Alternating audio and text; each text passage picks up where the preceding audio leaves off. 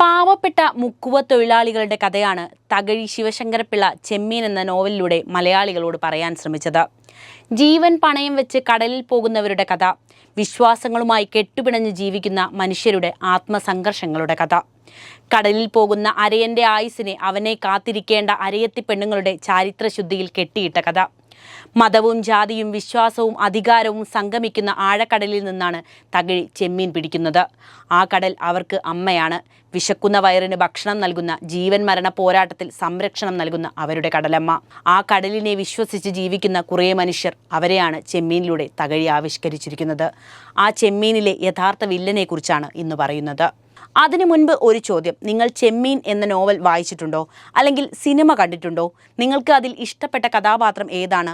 എന്തായാലും കമൻറ്റ് ബോക്സിൽ എഴുതൂ. അപ്പോൾ നമുക്ക് നേരെ വീഡിയോയിലേക്ക് പോകാം. വിസ്മയത്തിരകൾ അടിച്ചു കയറും വിധമുള്ളൊരു ചിരിയിലാണ് ചെമ്മീൻ ആരംഭിക്കുന്നത്.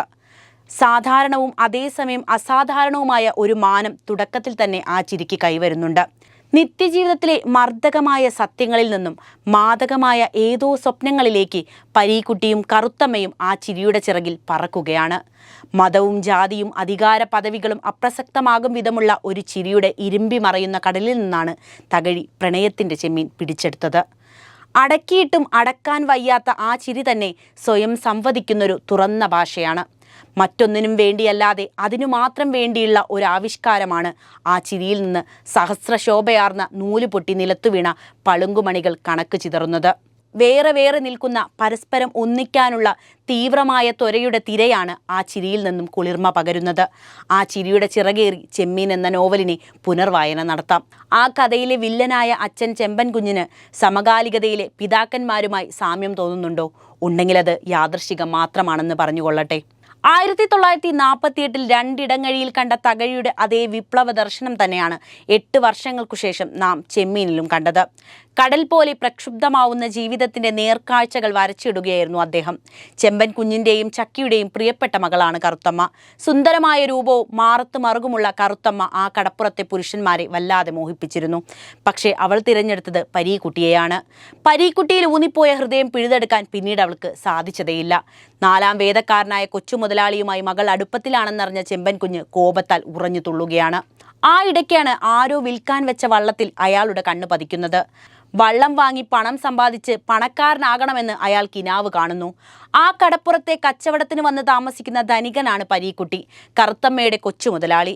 ആ കടപ്പുറത്ത് കാശുള്ള ഏക മുതലാളി. കറുത്തമ്മ ചോദിച്ചാൽ അവൻ കാശ് തരും. കറുത്തമ്മയെ കൊണ്ട് പണം ചോദിപ്പിച്ചത് ചെമ്പൻ കുഞ്ഞാണ്. കറുത്തമ്മയോടുള്ള അഗാധ പ്രണയത്തിൽ അയാൾ പണവും നൽകി. മരക്കാത്തിയും മേത്ത ചെറുക്കനും തമ്മിൽ ചേരാൻ താൻ സമ്മതിക്കില്ലെന്ന് അപ്പോഴേക്കും ചെമ്പൻ കുഞ്ഞ് ഉറപ്പിച്ചിരുന്നു. പക്ഷേ അവൻ്റെ പണം ആവശ്യമാണ്. മകളുടെ പ്രണയത്തിൻ്റെ കനലിനേക്കാൾ കാശിൻ്റെ കനമാണ് അത്യാർത്ഥിക്കാരനായ ആ മനുഷ്യൻ്റെ മനസ്സിലുണ്ടായിരുന്നത്. 4-ാം വേദക്കാരനെ സ്നേഹിക്കാൻ പാടില്ല, എന്നാൽ അവൻ്റെ പണത്തെ മോഹിക്കാം. ചെമ്പൻ കുഞ്ഞിൻ്റെ പണക്കൊതിയും വമ്പൻ മോഹങ്ങളും വലിയ ദുരന്തമായി തീർന്നു. പേശീബലം കൂടിയ മരക്കാൻ പളനിയെ കൊണ്ട് അയാൾ കറുത്തമ്മയ്ക്ക് മിന്നുകെട്ടിച്ചു. മകളെ കൊണ്ട് അപവാദം പറയുന്നത് കേട്ട് അമ്മ ചക്കി ആ കല്യാണപ്പന്തലിൽ ബോധം കെട്ടു വീണു. അമ്മയെ ഒന്ന് ശുശ്രൂഷിക്കാൻ പോലും സമ്മതിക്കാതെ ക്രൂരനായ ആ അച്ഛൻ മകളെ ഭർത്താവിനൊപ്പം അയക്കുന്നു. ചക്കി മരിച്ച ഉടൻ അയാൾ നേരത്തെ കണ്ണുവെച്ചിരുന്ന ഭർത്താവ് മരണപ്പെട്ട അരയത്തിയെ ഭാര്യയാക്കുന്നു. അത് സ്വന്തം ജീവിതത്തിന് തിരിച്ചടിയാകുമെന്ന് ചെമ്പൻ കുഞ്ഞ് അന്ന് ഓർത്തു കാണില്ല. ഇവിടെ മത്സ്യത്തൊഴിലാളിയായ ചെമ്പൻ കുഞ്ഞാണ് പരീക്കുട്ടി എന്ന കൊച്ചു മുതലാളിയെ ചതിക്കുന്നത്. ആ ചൂഷണം അവനെ ഒരു ദരിദ്രനും നിരാലംബനുമാക്കി. കൊച്ചു മുതലാളിയുടെ മൃദുല ചിത്തവും മകളോടുള്ള പ്രേമവും അയാൾക്കറിയാമായിരുന്നു. അതറിഞ്ഞാണ് പണം തിരികെ കൊടുക്കാതെ ചതിച്ചു കളഞ്ഞത്. ചെമ്പൻ കുഞ്ഞു കൊണ്ടുവന്ന സ്ത്രീക്കൊപ്പം അയാളുടെ മുതിർന്ന മകനും ഉണ്ടായിരുന്നു. 2ാനമ്മ കാരണം അയാളുടെ ഇളയ മകളുടെ ജീവിതം ദുരിതത്തിലായി. ഒരു ദിവസം പുതിയ ഭാര്യ അയാളുടെ പണമെല്ലാം എടുത്ത് മകനു നൽകി അവനെ പറഞ്ഞയക്കുന്നു. പണം നഷ്ടപ്പെട്ടതോടെ ചെമ്പൻ കുഞ്ഞിൻ്റെ മാനസിക നില പൂർണ്ണമായും തകരുന്നു. ചെമ്മീനിലെ ചെമ്പൻ കുഞ്ഞ് ഒരു നല്ല ഭർത്താവായിരുന്നില്ല, നല്ല ഒരു അച്ഛനും. പരീക്കുട്ടിയുടെ ഹൃദയവും ജീവിതവും തകർത്ത ക്രൂരൻ. അയാളൊരു പ്രതീകം കൂടിയാണ്.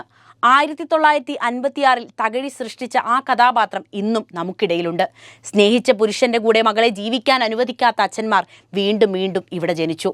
അച്ഛൻ്റെ വാശി കാരണം ദാമ്പത്യം തകർന്ന് കരളുരുകി ജീവിക്കുന്ന എത്ര പെൺകുട്ടികളാണ് ഇവിടെ ഉണ്ടാകുന്നത്. ജീവിതത്തിൽ വെളിപാടെത്തുമ്പോഴേക്കും സമയം എത്രയോ കടന്നുപോയിട്ടുണ്ടാകും. ചെമ്പൻ കുഞ്ഞിന്റെ ദുരയും ക്രൗര്യവും നമ്മുടെ നാട്ടിൽ ആവർത്തിക്കപ്പെടുന്നു. മനുഷ്യന്റെ ആസൂത്രണത്തെ തോൽപ്പിക്കുന്ന ദുരൂഹ ശക്തികളുണ്ടെന്ന് ചെമ്പൻ കുഞ്ഞ് ഒരുപക്ഷെ ഓർത്തു കാണില്ല. വിധിയുടെ അജ്ഞാതഹസ്തങ്ങൾ അയാളുടെ കഴുത്തിൽ കുരുക്കിട്ടിരിക്കുന്നു. ഏറ്റവും ഒടുവിൽ ഉന്മാദത്തിന്റെ വക്കിലെത്തിയ ചെമ്പൻ കുഞ്ഞ് പരീക്കുട്ടിയെ തന്റെ കുടുംബം തകർത്തവനെന്നാണ് അധിക്ഷേപിക്കുന്നത്. തന്റെ വള്ളം വിറ്റ പണം ഏൽപ്പിക്കുന്നുവെങ്കിലും പരീക്കുട്ടി അത് സ്വീകരിച്ചില്ല. സകലതും നഷ്ടപ്പെട്ട ചെമ്പൻ കുഞ്ഞ് ആ കടപ്പുറത്ത് താൻ വിറ്റ തോണിക്കരികെ നിന്ന് ഭ്രാന്തമായി പൊട്ടിച്ചിരിക്കുന്നു. കടൽ തിരകൾ പോലും സംഭ്രമത്തോടെ ആ കാഴ്ച നോക്കി നിന്നു. ഒരച്ഛൻ്റെ ദുരയും ചതിയും മൂലം ഉടഞ്ഞു ചിതറിയ ഒരുപാട് ജീവിതങ്ങൾ. ചെമ്മീൻ എന്ന നോവലിലെ വർഗസമര ചിത്രണം തകഴി എന്ന അനശ്വര സാഹിത്യകാരനെ പുരോഗമന സാഹിത്യത്തിൻ്റെ സിംഹാസനത്തിലേക്ക് ഏറ്റുകയായിരുന്നു. തകഴിയുടെ ചെമ്മീൻ നോവലിനെ ആസ്പദമാക്കി രാമു കാരേട്ട് സംവിധാനം ചെയ്ത് 1966 പുറത്തിറങ്ങിയ ചിത്രമാണ് ചെമ്മീൻ. കറുത്തമ്മയായി ഷീലയും പളനിയായി സത്യനും ചെമ്പൻ കുഞ്ഞായി കൊട്ടാരക്കര ശ്രീധരൻ നായരും പരീക്കുട്ടിയായി മധുവും ചിത്രത്തിൽ ഗംഭീര പ്രകടനമാണ് കാഴ്ചവെച്ചത്. നോവലിന് കൂടുതൽ പ്രചാരം നേടിക്കൊടുക്കാൻ സിനിമയ്ക്ക് സാധിച്ചു. വീഡിയോ ഇഷ്ടപ്പെട്ടാൽ ലൈക്ക് ചെയ്യാനും ഷെയർ ചെയ്യാനും ശ്രദ്ധിക്കുമല്ലോ.